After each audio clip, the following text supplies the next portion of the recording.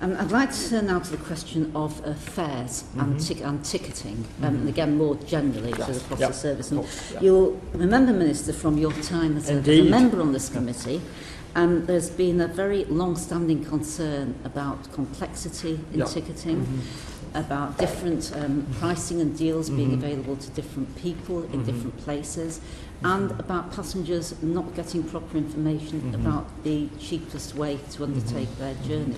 But we seem to have made very little progress on that. There was a ticketing review, very little has happened. Could you tell us what plans there are for reviewing the way ticketing is done so that there is equal access to ticketing information for all people who wish to travel by rail? I'm very clear that this is going to be a very important element in what I'm going to go on to do.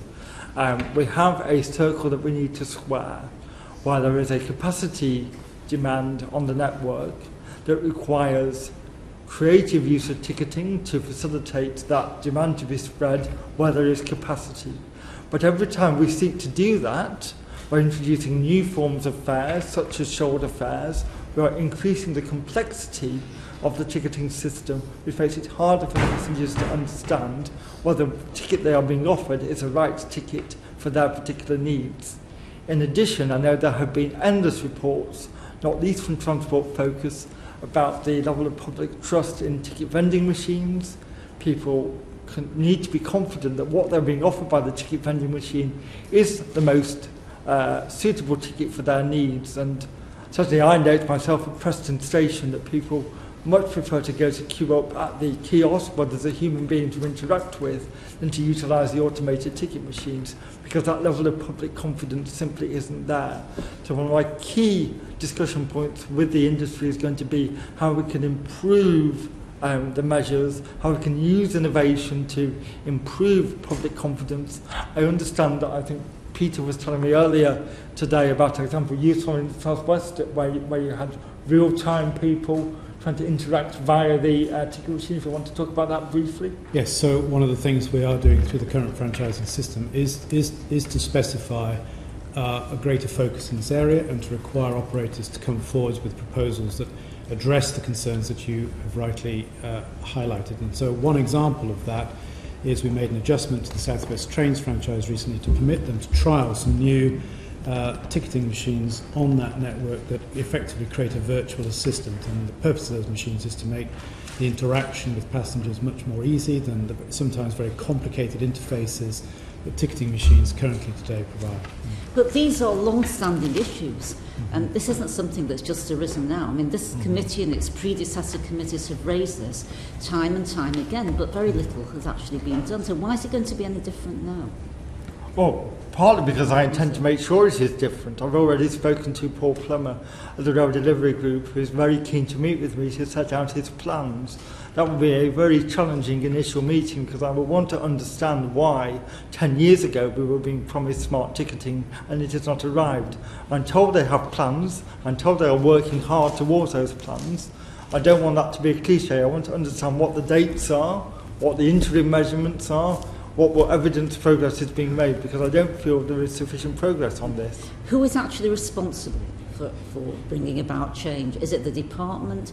Is it the ORR? Is it someone else? Does anybody know?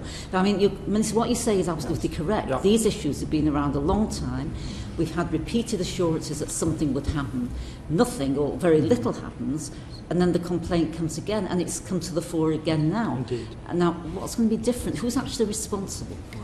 I view the department as having ultimate responsibility, but I don't believe it is right for me to prescribe the precise way in which individual train operators respond to the need to improve the quality of ticketing. So, for example, on long-distance services, the needs will be different to short-distance commuter services.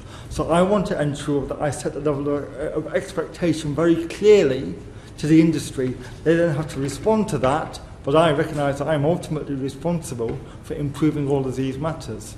And split ticketing, that's another long-standing issue, when it's possible people to get different tickets for different phases of a journey, and it costing them a lot less than one ticket. Are they ever advised that that's the case? What's being done about that? That relates back to my earlier points about having confidence in the automated vending machines, that they are actually telling you the best and most suitable ticket for your journey. That will be part of my dialogue, because I have read the same stories you have read, and I'm approaching this job with the same point of view as you are, that should be offered to the passengers where possible. Mr. Stringer. I don't doubt your sincerity, Minister, in wanting to sort this out, but can you explain to the committee the points of control that you have and the difficulties in applying those points of control to improve the ticketing, both on individual franchises and between franchises, where some of the problems of two tickets being less cost than one ticket. Can you explain how you will sort of use your controls and what those controls are? I think it is a perfectly valid question, but on day 3 I don't have the experience of having actually tried to do it to answer that. So Bernadette might be able to tell me what I will be able to do. I could say a few things about this. Yeah. Firstly, obviously an important point of control for us, as you describe it, is what we require in our franchise awards. And we are increasingly setting high standards, I think, high standards on bidders and on successful bidders in ensuring that they do have smart and flexible ticketing and other measures to improve the passenger experience. I think Peter would be able to say more about the detail of how we're doing that in individual franchises. We have actually had a number of programmes. We've made a number of financial interventions in order to support the introduction of smart ticketing, which are in part aimed at enabling industry to get over some of those sort of cross-franchise and cross-operator issues. So obviously our South East flexible ticketing programme, which we've invested in, has now created an infrastructure which we are exhorting the 5 TOCs who use that infrastructure to really get the use out of. We've invested in it, and we want them now to drive the use out of that investment on behalf of passengers.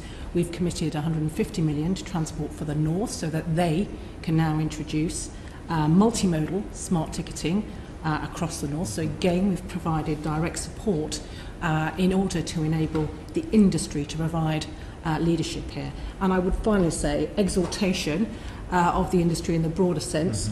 The Minister and the Secretary of State met the RDG yesterday for the first time, and I think it's fair to say set out a very clear challenge to the industry to get its act together in order to provide a more compelling and convincing offer to passengers on smart and flexible ticketing.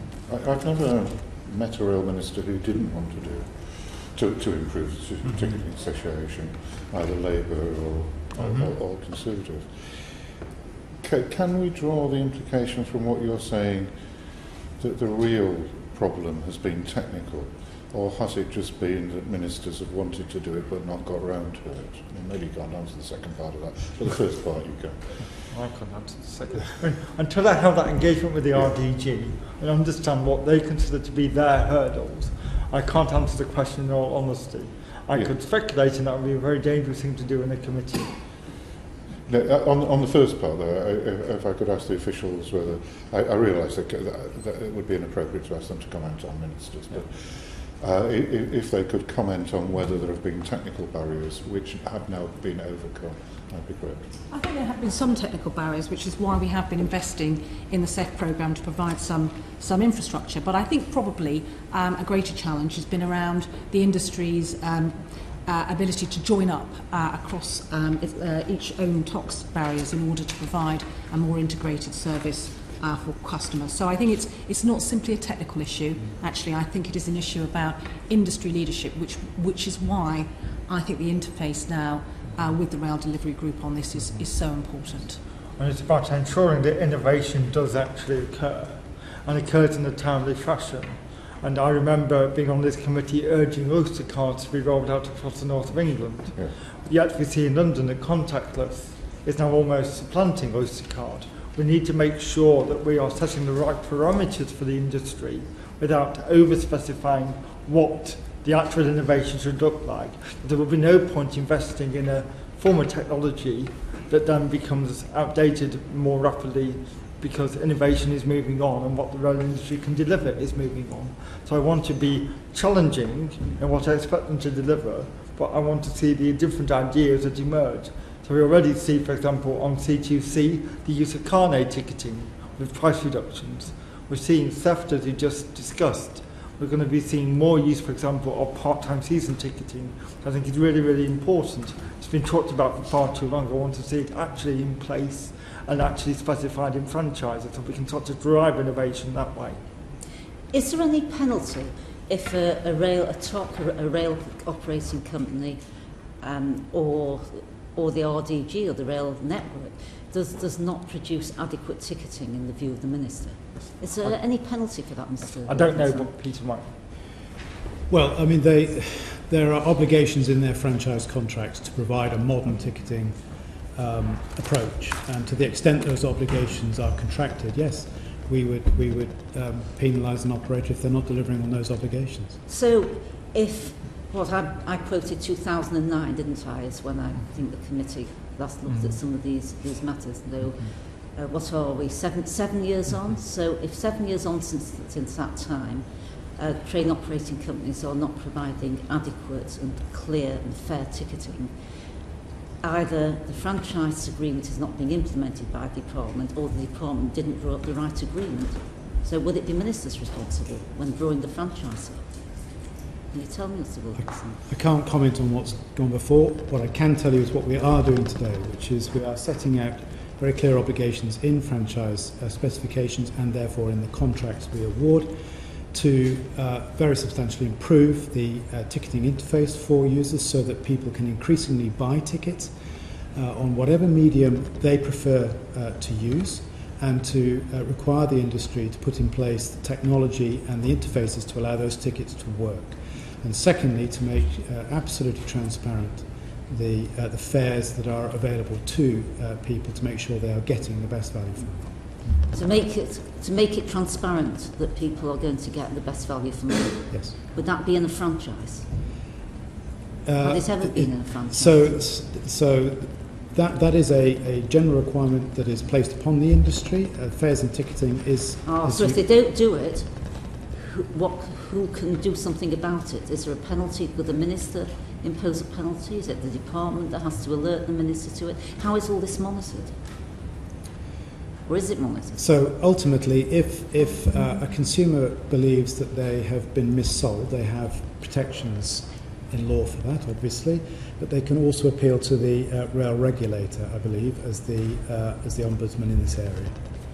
But the service that the so-called independent service that assesses appeals people make, the Independent Penalty Fares Appeal Service, isn't really independent, is it? It's owned by Govia, isn't it? It is owned in the private sector, that is correct. It is providing an independent service to the industry. So how can it be independent when it's owned by one of the companies who has a commercial benefit in this? Because they have no ability to interfere in the management of that operation. So are you satisfied with the way that service is working, the appeal service is working? I think this is an area that we can look more at, if I'm honest. Have you any information on whether passengers are satisfied with it? So you know that? So we get a lot of feedback on the penalty fare system through our relationship with Transport Focus. It's an area that does generate quite a lot of feedback. It's an area that we pay a lot of attention to.